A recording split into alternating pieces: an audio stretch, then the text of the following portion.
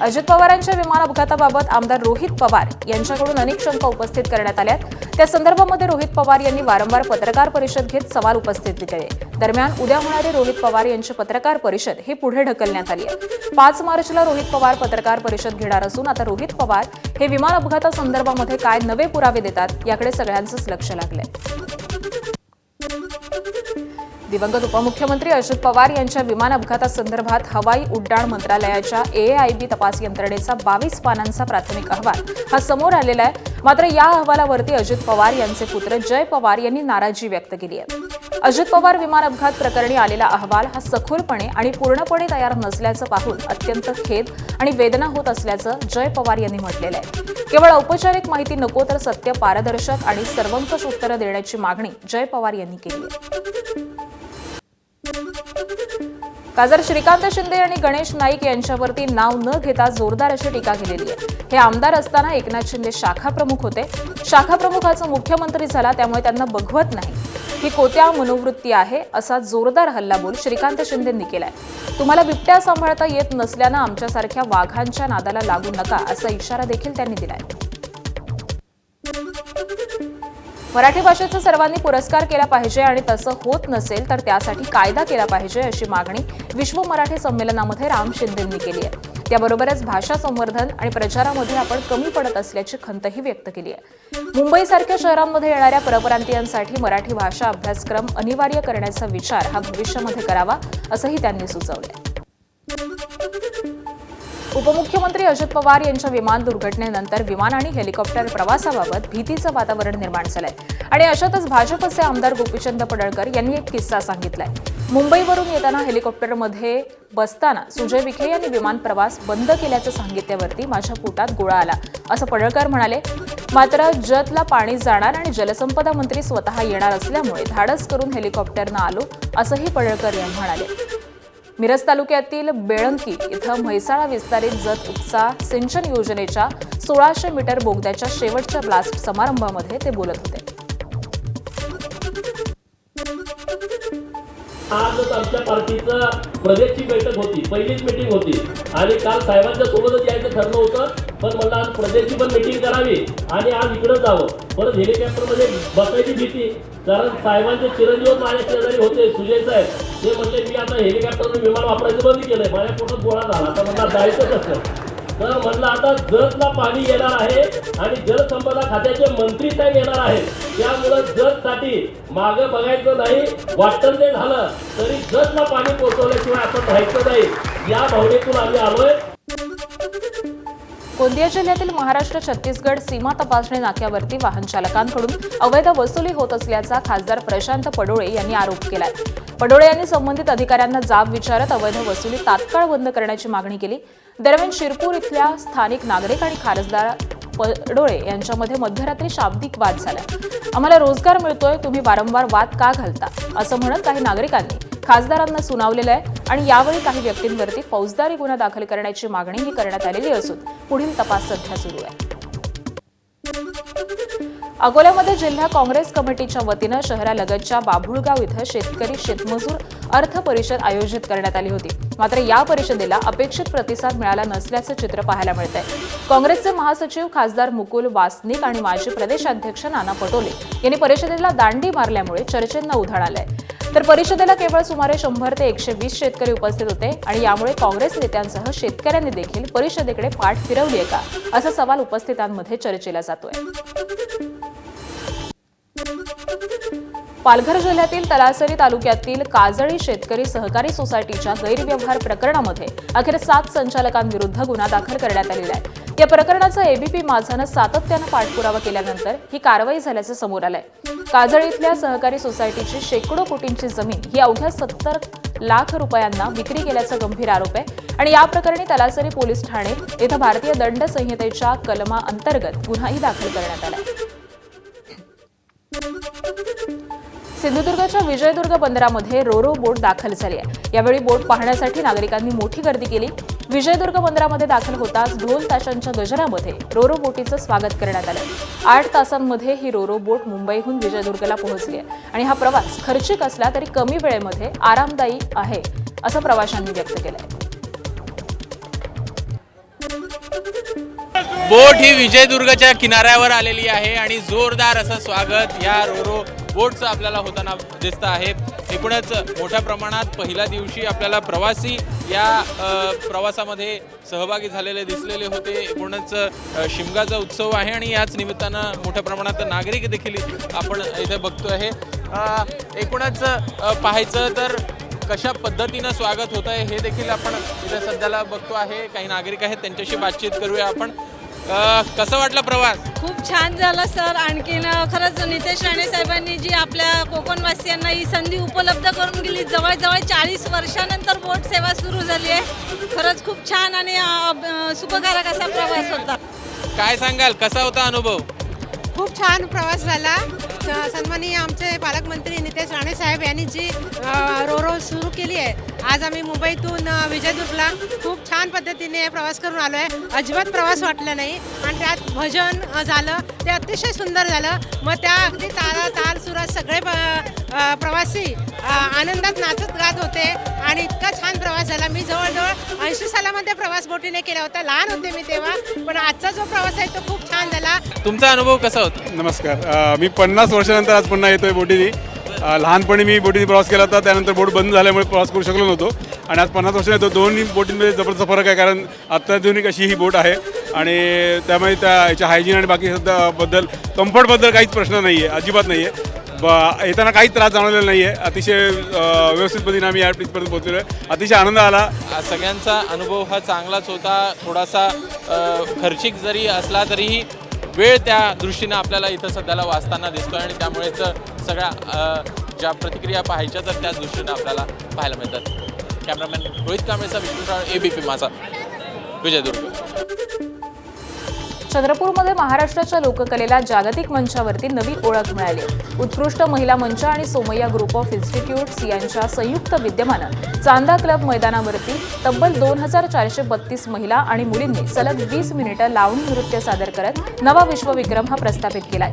यापूर्वीचा 1326 जणींचा विश्वविक्रम हा मोठ्या फरकानं मागे टाकण्यामध्ये आलेला आहे आणि दरम्यान गिनीज वर्ल्ड रेकॉर्ड्सच्या प्रतिनिधींनी उपस्थित राहून प्रमाणपत्र देत विक्रमावरती शिक्कामोर्तब केलाय। महाराष्ट्राची ओळख असलेल्या लावणीला जागतिक स्तरावरती मान्यता मिळावी आणि नव्या पिढीला या परंपरेची जाण व्हावी या उद्देशानं हा विक्रम साकारण्यात आलाय।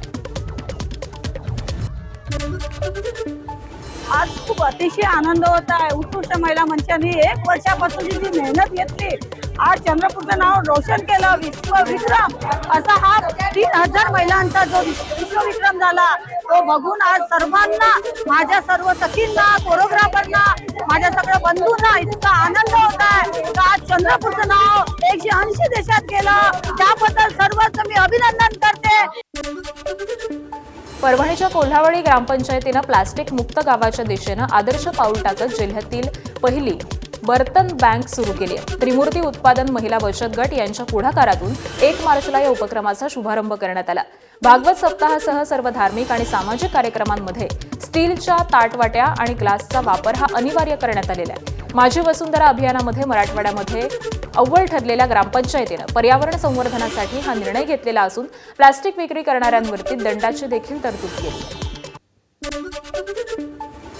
राज्यामध्ये सध्या होळीच्या सणाची लगबग सुरू आहे। वरळीतील BDDच्या 101 क्रमांक चाळीमध्ये दरवर्षी अत्यंत पारंपरिक आणि सामाजिक संदेश देणारी होळी ही साजरी केली जाते। यंदा या ठिकाणी भला मोठा देखावा सादर करण्यात आलेला आहे।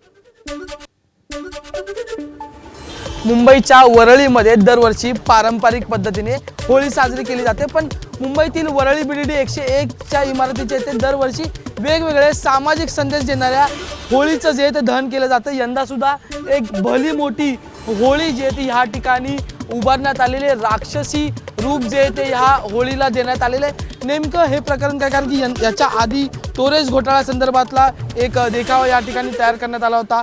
कोविड नंतरचा राक्षस या ठिकाणी होळीमध्ये दहन करण्यात आला होता। त्यामुळे यंदाचं नेमकं संकल्पना काय या सगळ्या संदर्भात बोलण्यासाठी आपल्याकडे इथले रहिवासी आणि ज्यांनी हे सगळं घडवलं ती सगळी मंडळी आहेत। सर, तुमचं नाव सांगा आणि काय नेमकी संकल्पना आहे? माझं नाव प्रभाकर कृष्णा वारसे, या मंडळाचा उपाध्यक्ष म्हणून मी काम करतो आहे।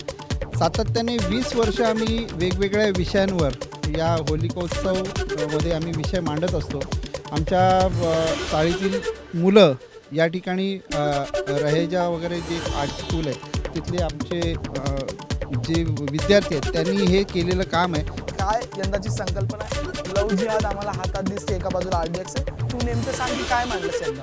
म्हणजे भारतावर ज्या मेन समस्या सध्याच्या आहेत, आत्ताच्या काळामध्ये ज्या आहेत किंवा ह्या लव जिहादामार्गे आपल्या हिंदू मुली वगैरे फसवल्या जातात. RDXचं पण बरेच अटॅकमुळे सप्लाय वगैरे जे आहे इनलिगल, तरी पण ते कसं काय होतं, तर त्यासाठी मी हा एक ऑप्शन आहे. त्यानंतर आपल्या हिंदूंवर नरसंहार होतो आहे, जसं बांगलादेशमध्ये वगैरे चालू आहे. तर ह्या सगळ्या गोष्टीचे हे सगळे मुद्दे घेऊन मी हा राक्षस बनवण्याचा प्रयत्न केलेला.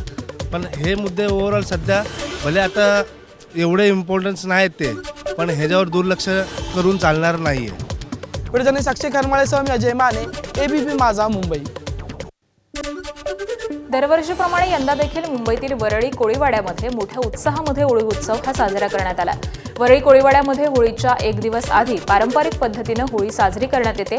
ठाकरेंच्या शिवसेनेचे आमदार आदित्य ठाकरे हे दरवर्षीप्रमाणे यंदा देखील होळीच्या उत्सवामध्ये सहभागी झाले. यावेळी आदित्य ठाकरेंनी कोळी महिला आणि बांधवांसह ठेका धरला. आदित्य ठाकरेंसह आमदार महेश सावंत, सचिन अहिर हे देखील होळी उत्सवामध्ये सहभागी झालेले आहेत आणि त्यांनी सुद्धा गाण्याच्या तालावरती ठेका धरलेला होता.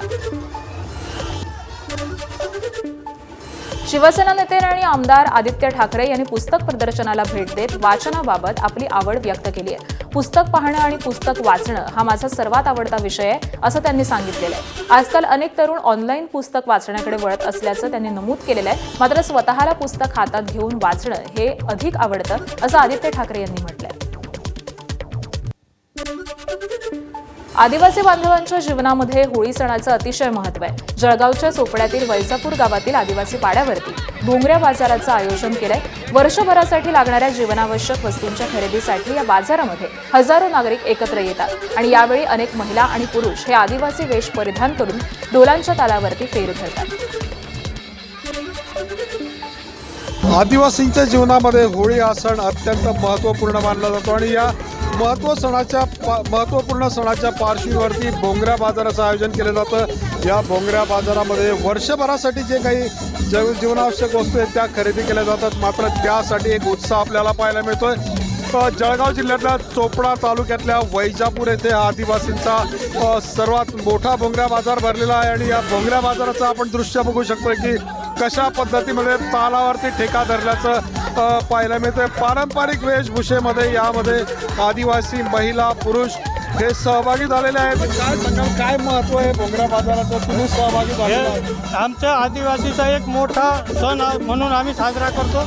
या सणाचं असं विशिष्ट आहे की सर्व आमचे आदिवासी एकत्र येतात. बाया पोरं सगळ्यांचं नवीन संस्कृती कपडे वगैरे सगळे नवीन आम्ही घेतो. चंद्रशेखर नेवे, ABP माझा, जळगाव. धुलिवंदनाच्या पार्श्वभूमीवरती हिंगोलीच्या बाजारात वेगवेगळ्या प्रकारचे रंग हे विक्रीसाठी दाखल झाले.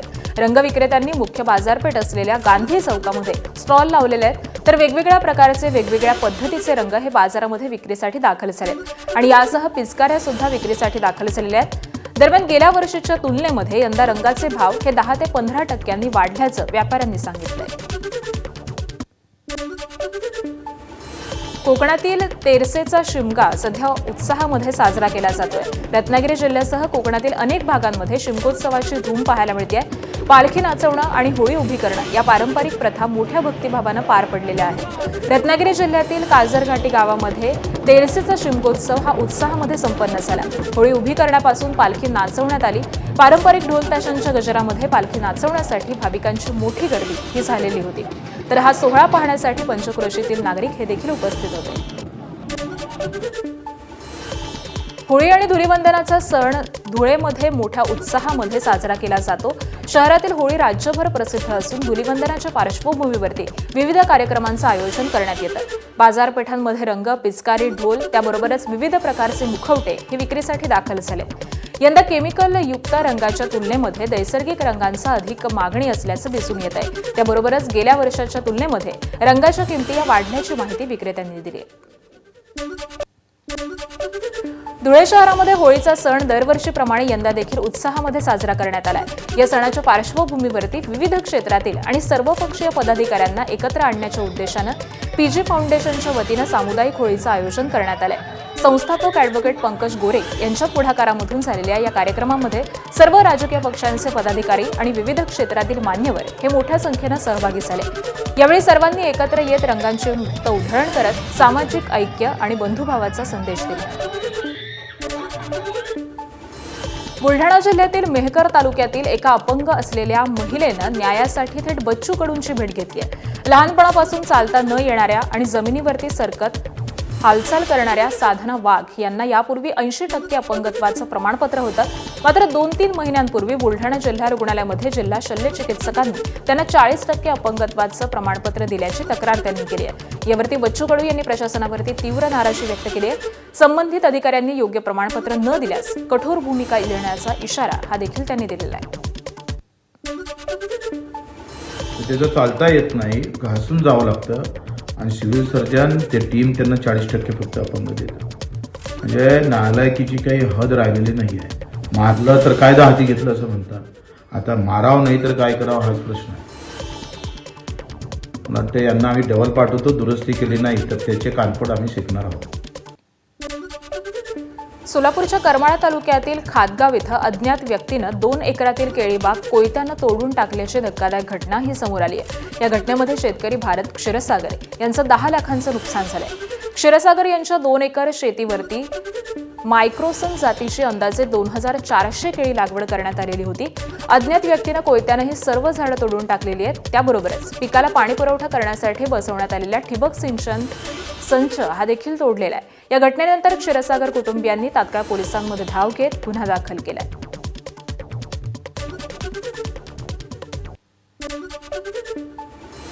अहिल्यानगरच्या अकोले तालुक्यातील उंच खडक हे टोमॅटोचं आगार म्हणून ओळखलं जाणारं गाव आज अक्षरशः हतबल झालंय। शेकडो एकरांवरील उभं टोमॅटोचं पीक शेतकऱ्यांनी जनावरांच्या चाऱ्यासाठी उपटून टाकल्याचं पाहायला मिळालं।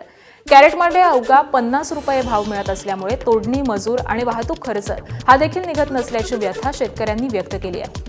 सुमारे 1100 लोकसंख्या असलेल्या या गावातील बहुतांश कुटुंबियांचा उदरनिर्वाह टोमॅटो शेतीवरती अवलंबून असून वाढत्या उत्पादन खर्च आणि घसरलेल्या बाजारभावामुळे शेतकरी हा आर्थिक संकटामध्ये सापडलाय। एका कॅरेटला कमीत कमी 40-45 रुपये खर्च येतो तोडायला। तो तोडायचा खर्च झाला 40-45 रुपये, तिडून मागचा खर्च तो तर पण दीड ते पाऊण 2 लाख रुपये खर्च झाला। तो खर्च होऊन आता तर आमच्या पत्रात तर काहीच नाही आहे। दुकानदारांचे पैसे द्यायचे कसे काय, औषधवाल्यांचे सुतुळीचे पैसे, मल्चिंगचे पैसे आम्ही द्यायचे कसे काय? आम्हाला बँकेकडून लोन काढायचे तर आमची बँकसुद्धा 3 वर्षापासून थकबाकीदार आहे। तिचे पैसे नाही भरायला आमच्या का आज, म्हणजे आमच्या का आज काही शिल्लक नाहीच आहे। अकोल्याच्या तेल्हारा शहराजवळील शेरी फाट्याजवळ भीषण अपघात झालाय। या अपघातामध्ये 3 अल्पवयीन मुलांचा मृत्यू झाल्याची माहिती आहे। दुचाकीला आयशर वाहनानं जोरदार धडक दिल्यामुळे हा अपघात झाल्याची प्राथमिक माहिती आहे। घटनेनंतर संबंधित आयशर वाहन हे ताब्यात घेण्यात आलेलं असून पुढील कारवाईसाठी ते तेल्हारा पोलीस स्टेशनमध्ये आणण्यात आलेलं आहे। तिघांवरील तेल्हारा ग्रामीण रुग्णालयामध्ये शवविच्छेदन करण्यात आलं असल्याची माहिती ही सध्या समोर येते आहे। चेंबूरनाका परिसरातील संक्रमण शिबिराच्या 4थ्या मजल्यावरती भीषण आग लागल्याची घटना समोर आली आहे। आगीमध्ये काही घरांचं मोठं नुकसान झालंय। घटनेची माहिती मिळताच मुंबई अग्निशमन दलानं तात्काळ घटनास्थळी धाव घेतली आणि आगीवरती नियंत्रण मिळवलं। सुदैवाने या घटनेमध्ये कोणतीही जीवितहानी झालेली नाही। मुंबईतील साकीनाका परिसरातील खैरानी रोड इथं गोदामांना भीषण आग लागल्याची घटना घडली आहे। जंगलेश्वर मंदिर परिसरामध्ये असलेल्या कपड्यांच्या या लाकडाच्या गोदामांना ही आग लागलेली आहे। या ठिकाणी मोठ्या प्रमाणावरती ज्वलनशील पदार्थ साठवलेले असल्यामुळे आगीची तीव्रता ही वाढल्याचं प्राथमिक माहितीवरून समोर येत आहे। धाराशिवमध्ये 13 महिन्यांच्या चिमुकलीची सख्ख्या काकानं हत्या केल्याची धक्कादायक घटना समोर आली आहे। धाराशिवमधील गवळेवाडीमधील ही घटना आहे। मुलीला अज्ञातानं पळवून नेल्याची तक्रार तिच्या वडिलांनी दिलेली होती। पोलीस तपासामध्ये काकानंच मुलीचं अपहरण केल्याचं समोर आलंय। आरोपी शंकरेश्वर माने यानं चिमुकलीच्या हत्या करून तिला जमिनीमध्ये पुरल्याची कबुली दिली आहे आणि त्यानंतर पोलिसांनी चिमुकलीचा मृतदेह ताब्यात घेतला। दरम्यान शंकरेश्वर माने यांच्या भावाची पत्नी पुरुषासोबत पळून गेली। मुलगी भावाची नसल्याच्या संशयावरून रागाच्या भरामध्ये हत्या केल्याचं पोलिसांमध्ये सांगितलेलं आहे। यवतमाळच्या वडकी इथं कौटुंबिक वादातून पतीनं पत्नीची हत्या केली आहे। शनिवारी दुपारी पती पत्नी हे शेतामध्ये असताना श्रीनिवासनं वारंवार होत असलेल्या वादामधून कुऱ्हाडीनं पत्नीच्या गळ्यावरती वार करून तिची हत्या केली. मृतदेह तुरीच्या गंजेमध्ये लपवून तो फरार झाला. आरोपीला अटक करण्यामध्ये आलेली असून पुढील तपास सुरू आहे.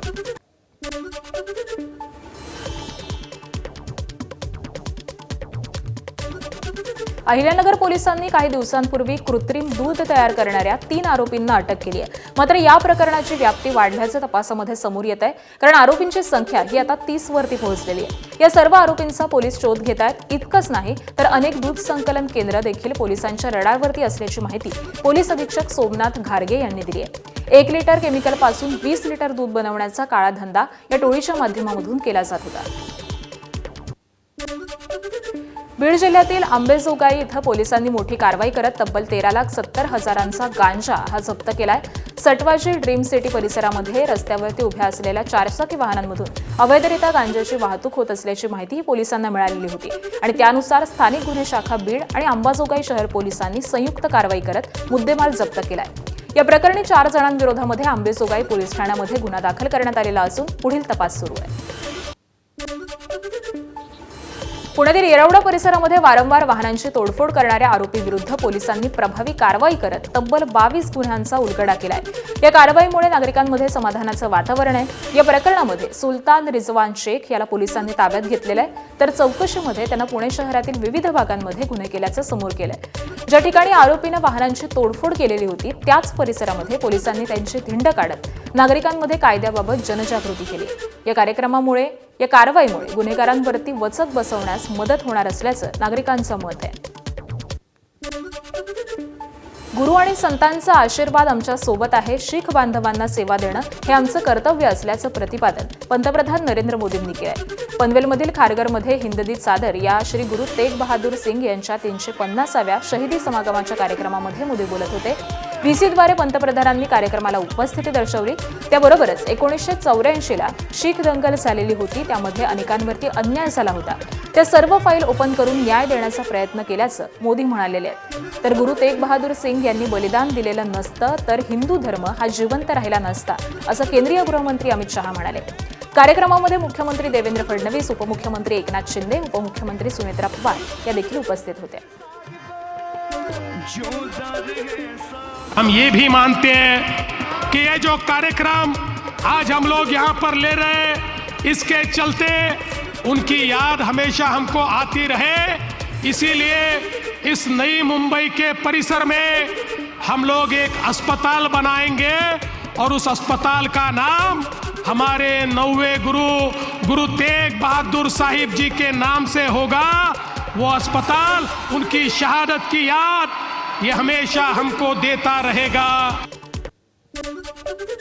लातूर जिल्ह्यातील खंडापूर इथं सुरू असलेल्या अखंड हरिनाम सप्ताह आणि गाथा पारायण सोहळ्याची आज सांगता होणार आहे. या निमित्तानं कीर्तन आणि महाप्रसादाचं आयोजन करण्यात आलं.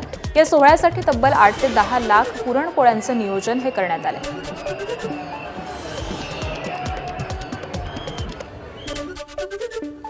होळीच्या मंगलमय वातावरणामध्ये आळंदी येथील श्री संत ज्ञानेश्वर महाराज मंदिरामध्ये आकर्षक सूर्यफुलांच्या सजावटीनं भक्तांचं लक्ष वेधलेलं आहे. मंदिर परिसरामध्ये हजारो सूर्यफुलांच्या आरासीमधून समाधी मंदिराचा गाभारा हा उजळून निघालाय.